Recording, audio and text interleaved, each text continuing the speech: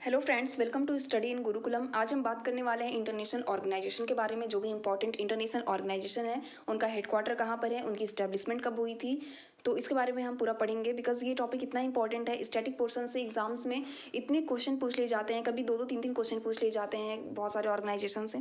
ठीक है, तो इसको हम बिल्कुल भी स्किप नहीं कर सकते। ये टॉपिक इतना ज़्यादा इंपॉर्टेंट है बिकॉज इतना कंपटीशन है, एक एक नंबर भी हमारे लिए बहुत ही महत्वपूर्ण है। तो आइए याद करते हैं कौन कौन से टॉपिक्स हैं। सबसे पहला है न्यूयॉर्क बेस्ड ऑर्गेनाइजेशन। न्यूयॉर्क में कौन कौन से ऑर्गेनाइजेशन इस्टेब्लिश किए गए हैं। सबसे पहला यूएसए के न्यूयॉर्क में यूनाइटेड नेशन ऑर्गेनाइजेशन है, जो कि 1945 में इस्टेब्लिश किया गया था। यूनाइटेड नेशन ऑर्गेनाइजेशन, इसके नाम से आपको पता चल रहा है कि यूनाइटेड नेशन, कई सारे नेशन एक साथ यूनाइट हैं। ठीक है, तो इसको हम एक ट्रिक के माध्यम से याद करने की कोशिश करते हैं। बिकॉज ट्रिक के माध्यम से जो भी चीज़ें आप याद रखते हैं वो चीज़ें बहुत दिन तक हमारे दिमाग में रहती हैं और हमारे लिए इतना इंपॉर्टेंट है क्योंकि एग्ज़ाम में ये चीज़ें याद रखना बहुत ज़रूरी है और हम इसको छोड़ नहीं सकते। इस तरीके से अपना एक नंबर हम कट नहीं करवा सकते हैं बिल्कुल भी। तो इसलिए हम इसको एक ट्रिक के माध्यम से याद करने की कोशिश करते हैं। ठीक है, तो यूनाइटेड नेशन ऑर्गेनाइजेशन, सबसे ज़्यादा आपको यूनाइट करके कौन रख सकता है। जो पावरफुल लोग होते हैं उनकी बातें लोग ज़्यादा सुनते हैं, उनके कहने पर लोग यूनाइट होते हैं। ठीक है, तो पावरफुल कंट्रीज़ में सबसे पावरफुल कंट्री है यूएसए। आपको भी पता है उस टाइम भी यूएसए ही थी, आज के टाइम में भी अभी भी यूएसए ही है। चाइना भी ग्रो कर रहा है बट अभी भी देखा जाए तो ओवरऑल यूएसए का ही दबदबा बना हुआ है। तो दबदबा बना हुआ है यूएसए का, तो उसकी वजह से यूएसए में इस ऑर्गेनाइजेशन को इस्टेब्लिश किया गया न्यूयॉर्क में। और 1945 में, कहते हैं ना कि जब पावरफुल लोगों के सामने आप चार पांच नहीं कर सकते हैं ज़्यादा, तो इस तरीके से एक आप रिलेट कर सकते हैं। आपको हो सकता है वियर्ड लगे या फनी लगे इस तरीके के ट्रिक, बट ये बहुत इंपॉर्टेंट है, इससे आपको याद रहेगा बहुत दिन तक और आपके एग्जाम में काम आएगा। तो 1945 में इसको इस्टेब्लिश किया गया था, यूनाइटेड नेशन ऑर्गेनाइजेशन को, न्यूयॉर्क में। ठीक है, जहाँ जहाँ मुझे ट्रिक थोड़ा बहुत समझ में आएगा कि हाँ यहाँ ट्रिक बन सकता है ऐसा, तो मैं आपको वहाँ बता दूंगी, नहीं तो आप ऐसे सिंपल देख सकते हैं इसे। द सेकंड है यूनाइटेड नेशन चिल्ड्रंस फंड। अब चिल्ड्रंस के बारे में, जो कंट्री खुद ग्रो नहीं कर रही है, खुद ही उसका पॉपुलेशन इतना ज़्यादा है और डेवलपमेंट बिल्कुल भी नहीं है, तो वो चिल्ड्रंस के बारे में या किसी भी सिटीजन के बारे में कुछ भी नहीं कर सकती है। तो कौन कर सकता है, यूनाइटेड नेशन, वो भी पूरे नेशन के सिटीजन्स के लिए, सॉरी पूरे नेशन के चिल्ड्रंस के लिए। तो वो भी यूएसए ही कर सकती है बिकॉज वो पावरफुल, बहुत पैसा वहाँ पर। ठीक है, यूएसए के न्यूयॉर्क में, वो भी 1945। ठीक है, United Nation Children's Fund, UNICEF जिसे कहते हैं, यूएसए के न्यूयॉर्क में 1945। नेक्स्ट है यूनाइटेड नेशन पॉपुलेशन फंड। हमारी कंट्री में खुद ही इतना पॉपुलेशन बढ़ा हुआ है, हम क्या करेंगे पॉपुलेशन के लिए लोगों को। चाइना में खुद इतना, चाइना जो पावरफुल कंट्री है थोड़ी, उस वहाँ इतना ज़्यादा पॉपुलेशन है, वो क्या करेगी पॉपुलेशन के लिए। और आपको पता है कि यूएसए में बिल्कुल भी हमारे से ज़्यादा वहाँ पर एक तो ज़मीन है और वहाँ पॉपुलेशन हमारे से बहुत ही ज़्यादा कम है, तो वो पॉपुलेशन के लिए कर सकती है। ठीक है, और एक तरह से देखा जाए तो इसका जो इस्टेब्लिशमेंट ईयर है 1969, तो उसको हम इस तरीके से याद रख सकते हैं कि छः छः नौ, जैसे हिंदी में कहते हैं ना 6-9। तो पॉपुलेशन जब ज़्यादा होती है तो पूरा सब कुछ छिन्न भिन्न हो जाता है, तो छिन्न। ठीक है, छिन्न 6-9, इससे आप इस तरीके से एक याद रख सकते हैं। May be sounds weird, but आप इस तरीके से याद कर सकते हैं इसे कि पॉपुलेशन जब ज़्यादा होती है तो सब छिन्न हो जाता है, तो छिन्न 1969 एक आपको याद रहेगा। ठीक है, एलिमिनेट कर सकते हैं आप एग्जाम में। तो United nation population fund, population को कंट्रोल कौन कर सकता है, यूएसए का न्यूयॉर्क में इस्टेब्लिश किया गया इसे, और 1969 में। ठीक है, फिर हम बात करते हैं यूएन वुमेन की, जो कि यूएसए के न्यूयॉर्क में इस्टेब्लिश किया गया 2010 में। अब देखिए इसके बारे में हम किस तरीके से याद रख सकते हैं। कहते हैं ना कि वुमेन पे बहुत ज़्यादा अत्याचार हो रहा है, बहुत ज़्यादा उनके लिए वर्क करने की ज़रूरत है, उनके वेलफेयर के लिए वर्क करने की ज़रूरत है। तो वुमेन भी बोलती हैं कि अब बस बस करो, बहुत हो गया बस। तो बस से आप याद रख सकते हैं 10।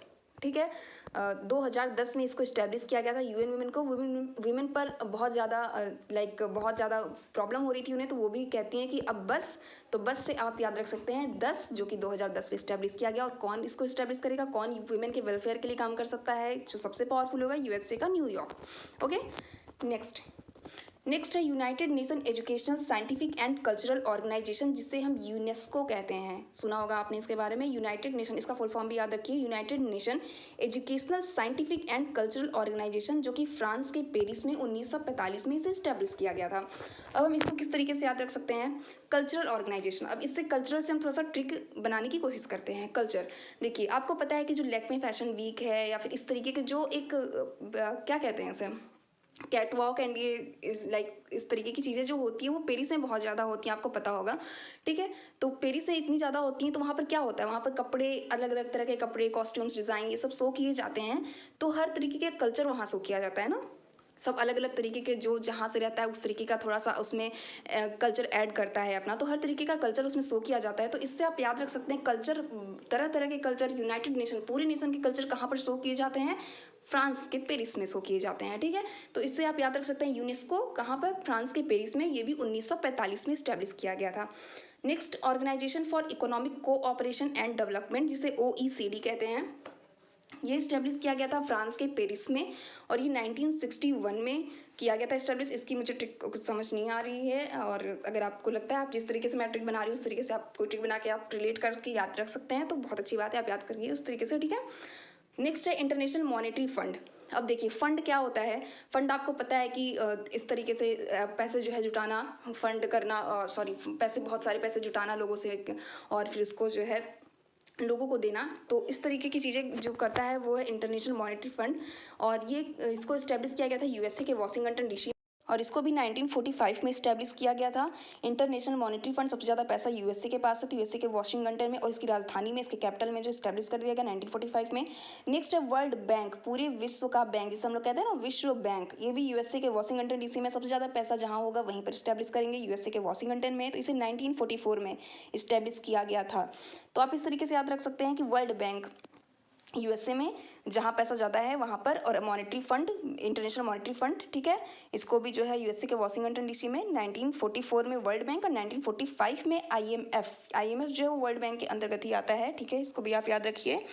नेक्स्ट है, हम देखते हैं लंदन बेस्ड ऑर्गेनाइजेशन के बारे में। लंदन में जो भी ऑर्गेनाइजेशन बेस किए गए हैं उसकी हम बात करते हैं। तो सबसे पहले एमनेस्टी इंटरनेशनल, एमनेस्टी इंटरनेशनल को लंदन में 1961 में जो है इस्टेब्लिश किया गया था। नेक्स्ट है इंटरनेशनल मैरीटाइम ऑर्गेनाइजेशन, ये भी लंदन में 1954 में इस्टेब्लिश किया गया था, इंटरनेशनल मैरीटाइम ऑर्गेनाइजेशन लंदन में। ठीक है, तो इसको हम किस तरीके से ट्रिक बना सकते हैं, सोचिए। तो मेरे दिमाग में जो आ रहा है ट्रिक, जो मुझे लग रहा है, जिस तरीके से मैं इसे याद रख पाती हूँ बहुत दिन तक, तो वो है कि लंदन, जो कि ब्रिटिशर्स जो थे, तो वो ब्रिटिशर्स जब हमारे कंट्री में आए थे और इतना ज़्यादा शोषण अत्याचार सब कर रहे थे, तो हम लोगों ने इस तरीके की बातें बोली थी कि कोई बात नहीं, तुम कर लो इस तरीके की चीज़ें, कर लो हम अत्याचार, बट अपना भी टाइम आएगा। ठीक है, अपना टाइम आएगा, और कह सकते हैं कि अब अपना टाइम है और उनका टाइम मरी टाइम, मरी क्या, एक तरीके से ना जो चीज़ें डेड हो जाती है, अब तो उनका टाइम ही नहीं है, अब तो अपना टाइम है, मरी टाइम, उनका टाइम तो मर गया है, खत्म हो गया है। तो इंटरनेशनल मेरी टाइम ऑर्गेनाइजेशन किसका और टाइम खत्म हो गया है, लंदन का, ब्रिटिशर्स का। तो आप इस तरीके से याद रख सकते हैं, लंदन में 1954 में इस्टेब्लिश किया गया था। सॉरी, ये हो सकता है कि आपको थोड़ा वियर्ड लगे, बट आप इस तरीके की ट्रिक बना के आप जो है याद रख सकते हैं। ओके, नेक्स्ट है कंज्यूमर इंटरनेशनल, इसका हेडक्वार्टर जो है लंदन में, ये भी 1960 में इस्टेब्लिश किया गया था। नेक्स्ट है कॉमनवेल्थ ऑफ नेशंस, तो ये बहुत ही फेमस है, तो ये तो आपको पता ही होगा कि ये भी लंदन में 1960 में है, यहाँ पे मैं लिखना भूल गई हूँ, 1960 में है इसका भी। ठीक है, ओके, नेक्स्ट देखते हैं। नेक्स्ट और हम देखेंगे, बात करेंगे ऑस्ट्रिया बेस्ड ऑर्गेनाइजेशन के बारे में। ऑस्ट्रिया में कौन कौन से ऑर्गेनाइजेशन बेस्ड हैं। सबसे पहले है United Nation Industrial Development Organization, जो कि ऑस्ट्रिया के वियना में 1966 में इस्टेब्लिश किया गया था। ठीक है, तो एक चीज़ मैं आपको बता दूं, ऑस्ट्रिया में जितने भी ऑर्गेनाइजेशन है वो इंडस्ट्रियल से रिलेटेड, इंडस्ट्री में जो चीज़ें बनती हैं या फिर इंडस्ट्री से like atomic energy, petroleum Exporting country, जो इंडस्ट्री में काम आती हैं जो चीज़ें ना, वहाँ वो अधिकतर देखा जाए तो उसका हेडक्वार्टर ऑस्ट्रिया के वियना में है। तो आप इस तरीके से थोड़ा रिलेट कर सकते हैं। जैसे कि United Nation Industrial Development Organization, जिसे UNIDO कहा जाता है, ये ऑस्ट्रिया की राजधानी वियना में है, इसे 1966 में इस्टेब्लिश किया गया था। नेक्स्ट ऑर्गेनाइजेशन है इंटरनेशनल एटॉमिक एनर्जी एजेंसी। ठीक है, तो ये भी एटॉमिक एनर्जी जो है ये ऑस्ट्रिया के वियना में, इसे 1957 में इस्टेब्लिश किया गया था, 1957 में इस्टेब्लिश किया गया था। नेक्स्ट है Organization of Petroleum Exporting Country, जिसे ओपेक कहा जाता है, बहुत ही फेमस ऑर्गेनाइजेशन है, इससे आपको पता होना चाहिए। ओपेक का हेडक्वार्टर ऑस्ट्रिया के वियना में 1960 में इस्टेब्लिश किया गया था। ठीक है, next international Court of justice, ये कि जो द हेग में है, नीदरलैंड में है द हेग। ठीक है, इसे 1945 में इस्टेब्लिश किया गया था, International Court of Justice. Next Food and Agriculture Organization, Food and Agriculture Organization को इटली के रोम में इस्टेब्लिश किया गया है 1945 में। अब इसको देखिए, इसकी ट्रिक क्या है। फूड से आपको क्या याद आ रहा है, इडली, ठीक है। इडली याद आती है ना फूड से, इडली जो हम खाते हैं अधिकतर बहुत ही सबको पसंद होती है, तो फूड से हमें इडली याद आती है, तो इडली से क्या याद आता है, इटली। तो इटली के रोम में इसका हेडक्वार्टर है फूड एंड एग्रीकल्चर ऑर्गेनाइजेशन का, जो कि 1945 में इस्टेब्लिश किया गया था। नेक्स्ट है नॉर्थ अटलांटिक ट्रीटी ऑर्गेनाइजेशन, जिसे नाटो कहते हैं। ये 1949 में इस्टेब्लिश किया गया था, और कहाँ पर, ये बेल्जियम के ब्रुसेल्स में इस्टेब्लिश किया गया था। ओके। नेक्स्ट है ट्रांसपेरेंसी इंटरनेशनल, जो कि जर्मनी के बर्लिन में इस्टेब्लिश किया गया 1993 में, transparency international. Next international renewable energy agency, renew करना, ठीक है। उसे फिर से, जैसे कोई चीज़ है उसको फिर से नया बना देना, रीन्यूएबल एनर्जी एजेंसी लिमिटेड। तो रीन्यू से आप क्या याद रख सकते हैं, न्यू से याद रख सकते हैं नव, न से होता है ना न्यू, न से, तो नौ, तो 2009 में इसे इस्टेब्लिश किया गया था इंटरनेशनल रीन्यूएबल एनर्जी एजेंसी, और अबू धाबी में, यूएई में इस्टेब्लिश किया गया था इसे। Okay. Next south Asian association for regional cooperation, जिसे सार्क के नाम से जाना जाता है, SAARC, सार्क के नाम से जानते हैं इसे। इसको इस्टेब्लिश किया गया था 1985 में, 85 में, काठमांडू, नेपाल के काठमांडू में इसे इस्टेब्लिश किया गया है। अब साउथ एशियन कंट्रीज कौन कौन सी हैं, जैसे कि हमारा इंडिया हो गया, नेपाल हो गया, भूटान हो गया, बांग्लादेश हो गया, तो ये सब साउथ एशियन कंट्रीज हैं, ठीक है। और इसमें कहाँ पर इस्टेब्लिश किया गया था, रीजनल कोऑपरेशन है, क्षेत्रीय कोऑपरेशन मतलब कि सहयोग देना एक दूसरे को, ठीक है, कोऑपरेट करना हर चीज़ में। तो रीजनल कोऑपरेशन आप देखते हो कि हमारे नेपाल से इंडिया में लोग जाते हैं, इंडिया से नेपाल में आते हैं, तो नेपाल में बहुत ज़्यादा जो है कोऑपरेट करते हैं ना हम लोग, देखा जाए तो इस तरीके से आप ट्रिक बना सकते हैं, नेपाल से बहुत कोऑपरेट करते हैं हम लोग, क्योंकि साउथ एशिया कंट्री है हमारी। तो इसका हेडक्वार्टर हमने जो है नेपाल के काठमांडू में बना दिया, South Asian association for regional cooperation, SAARC का। Next association of South East Asian nation, ASEAN जिसे कहा जाता है, ठीक है। आसियान का हेडक्वार्टर, आसियान में 10 कंट्रीज हैं टोटल, ये भी आपको मैं लेके आऊँगी एक वीडियो जिसमें आपको बताऊँगी कौन कौन सी कंट्रीज़ किस ऑर्गेनाइजेशन में हैं, क्योंकि इससे भी क्वेश्चन पूछ लिए जाते हैं, ठीक है। तो आसियान का हेडक्वार्टर इंडोनेशिया के जकार्ता में है, याद रखिए, आसियान का इंडोनेशिया के जकार्ता। अच्छा, लोग इसमें बहुत कंफ्यूज होते हैं शार्क, आसियान और ADB में, एशियन डेवलपमेंट बैंक में, ठीक है। तो इसको आप क्लैरिटी थोड़ा रखिए कि साउथ एशियन एसोसिएशन, सार्क में साउथ एशिया की कंट्री आएंगी, तो उसमें हमारा काठमांडू वहाँ पर है, ठीक है। नेक्स्ट है ASEAN, association of South East Asian nation, इसमें साउथ एशिया की तो कंट्री आएंगी, बट साउथ ईस्ट में दक्षिण पूर्वी एशिया की जो कंट्री हैं वो आएंगी इसमें। तो दक्षिण पूर्वी में ये सब आती हैं, इंडोनेशिया, सिंगापुर, ये सब आती हैं, ठीक है। तो वहाँ पर है, आसियान का हेडक्वार्टर इंडोनेशिया के जकार्ता में है।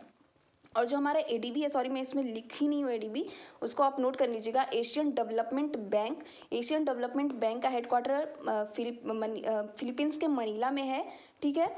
उसको याद रखिए, फिलीपींस के मनीला में है एशियन डेवलपमेंट बैंक का हेडक्वार्टर। और एक और बैंक है न्यू डेवलपमेंट बैंक, जिसे NDB कहते हैं, उसका हेडक्वार्टर चाइना में है। ओके, तो वो याद रखिए, चाइना के संघाई में है, ठीक है, तो उसे याद रखिए। नेक्स्ट है एशिया पैसिफिक इकोनॉमिक कोऑपरेशन, जिसे एपिक कहते हैं, ये सिंगापुर में इसका हेडक्वार्टर है, 1989 में इसे इस्टेब्लिश किया गया था, Asia Pacific Economic Cooperation, Singapore.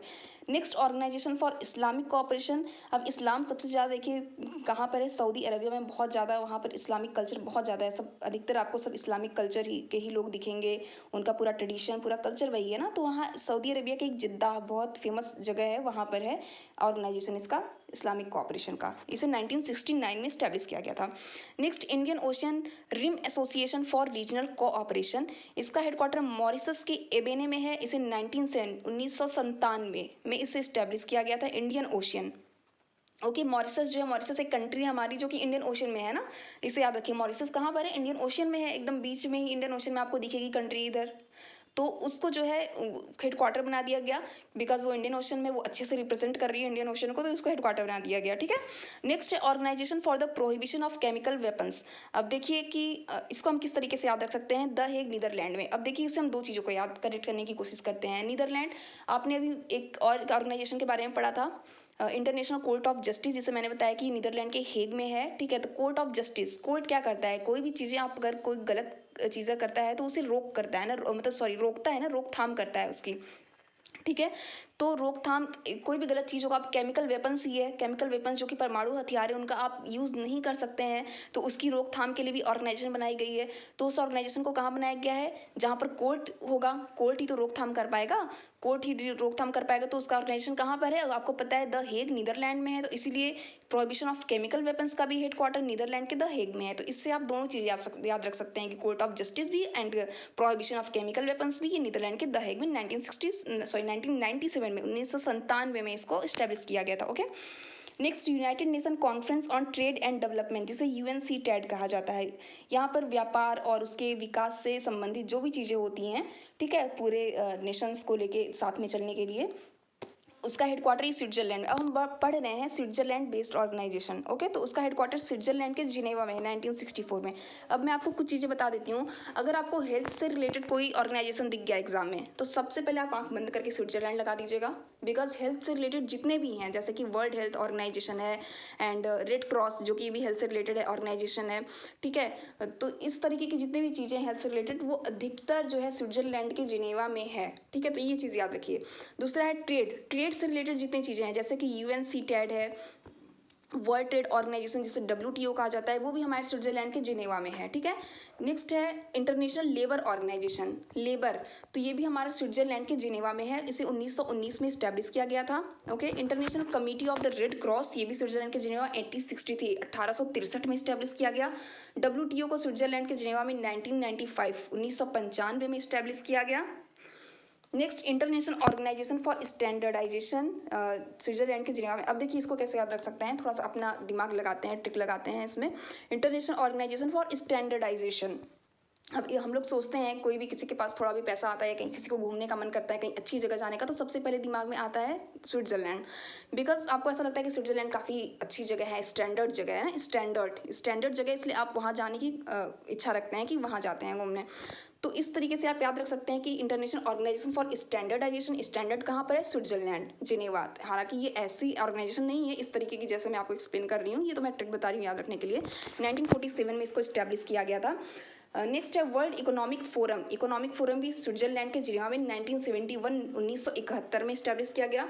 Next है मेडिसिन साइंस फ्रंटियर्स, जिसे डॉक्टर्स विदाउट बॉर्डर्स कहते हैं। अब देखिए ये भी हेल्थ से रिलेटेड आ गया ना, डॉक्टर्स विदाउट बॉर्डर्स हेल्थ से रिलेटेड है हमारा, तो ये भी स्विट्जरलैंड के जिन आंख बंद करके लगाएंगे हम स्विट्जरलैंड जिनेवा, अगर एग्जाम में हमें दिखता है 1971 में। नेक्स्ट है वर्ल्ड मेट्रोलॉजिकल ऑर्गेनाइजेशन, मेट्रोलॉजिकल से रिलेटेड चीज़ें जो हैं वो भी स्विट्जरलैंड में है, जिनेवा में 1950 में ही इसे इस्टेब्लिश कर दिया गया था, बहुत पहले, ठीक है। Next World Intellectual Property Organization, WIPO, ठीक है, ये एग्जाम में बहुत आता है, काफ़ी बार पूछे जाते हैं, क्योंकि कई सारी रिपोर्ट भी जो है पब्लिश करती है, रैंकिंग पब्लिश करती है, तो ये भी स्विट्जरलैंड में इसका हेडक्वार्टर 1967 में इस्टेब्लिश किया गया। Next International Organization for Migration, ये भी स्विट्जरलैंड के जिनेवा में है।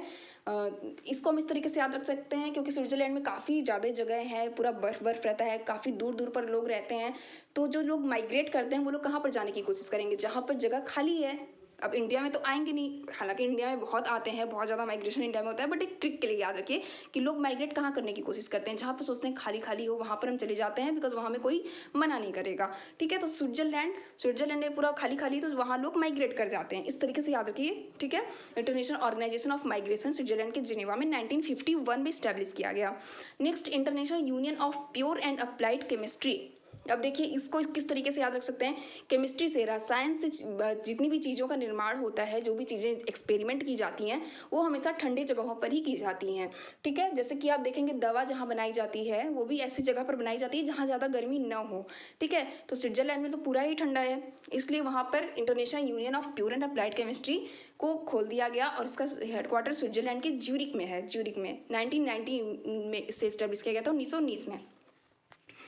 नेक्स्ट है world wide fund for nature, gland जो है कि जगह है स्विट्जरलैंड में, वहाँ पर है इसका headquarter, world wide fund for nature, ठीक है। तो WFN, world wide fund for nature. अब नेचर सबसे ज़्यादा अच्छा कहाँ लगता है हमें, स्विट्जरलैंड में अच्छा लगता है ना, पूरा एकदम बर्फ, ठंडी ठंडी हवा चल रही है, एंड कितना अच्छा मौसम रहता है वहाँ स्विट्जरलैंड का, इसलिए सब घूमना वहाँ जाना पसंद करते हैं। तो world wide fund for nature, पूरे वर्ल्ड वाइड में सबसे अच्छा नेचर कहाँ सबको लगता है, स्विट्जरलैंड, ठीक है। तो स्विट्जरलैंड के ग्लैंड में है, इसे 1961 में इस्टेब्लिश किया गया था। Next International union for conservation of nature, अब इतना अच्छा नेचर है तो उसे उसका संरक्षण भी तो हम करना है हमें, उसको इस तरीके से स्पॉइल थोड़ी होने दे सकते हैं क्लाइमेट खराब करके, ठीक है। तो उसका कंजर्वेशन भी हमें करना है, उसको बचाना है इस नेचर को, तो वो भी हमें स्विट्जरलैंड में ही खोला गया है। कहाँ पर, स्विट्जरलैंड के ग्लैंड में 1948 में ही खोल दिया गया था, 1948 में, ठीक है। नेक्स्ट है यूनिवर्सल पोस्टल यूनियन, ये भी स्विट्जरलैंड के बर्न में है, बर्न एक जगह है स्विट्जरलैंड में। यूनिवर्सल पोस्टल यूनियन ये 1874 में खोला गया था, ठीक है, इस्टेब्लिश किया गया था।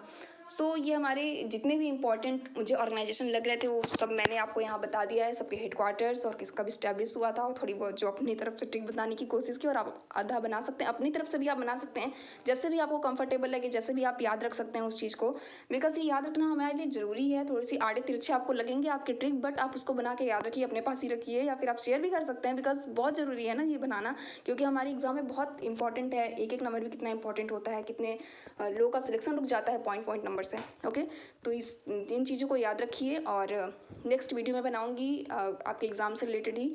और मेरी वीडियो को लाइक करिए, शेयर करिए, सब्सक्राइब करिए, अच्छा लगे तो लाइक कर दीजिएगा, नहीं अच्छा लगे तो डिसलाइक कर दीजिए, और कमेंट में अपनी राय दीजिए कि वीडियो कैसा लगा आपको। So bye, thank you and good luck.